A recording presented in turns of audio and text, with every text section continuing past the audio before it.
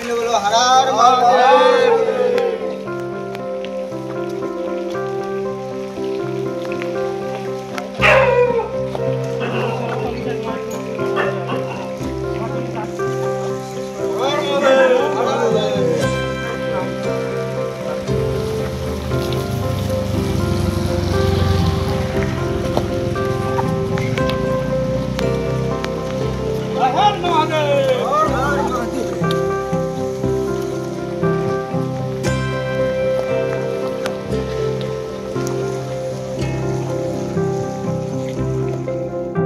কারণে এই ডন্ডি গেটে এত দূর পারি দাদা আমার একটা মানসিক আছে বলে যাচ্ছি, বুঝলে তো।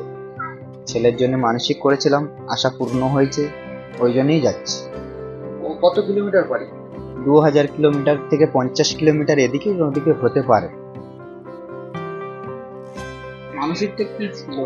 মানে বাচ্চা আসছিল, পেটে নষ্ট হয়ে যাচ্ছিল বারবার, 3 মাস 4 মাস হয়ে হয়ে নষ্ট হয়ে যাচ্ছে।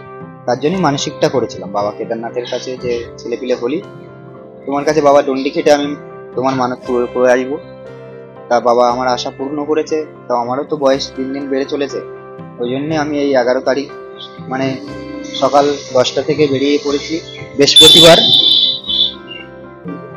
কোনো কষ্ট হচ্ছে না? না না, কোনো কষ্ট হয়নি, কোনো অসুবিধাও হয়নি বাবার আশীর্বাদে। মানসিক সহযোগিতা কেমন পাচ্ছে?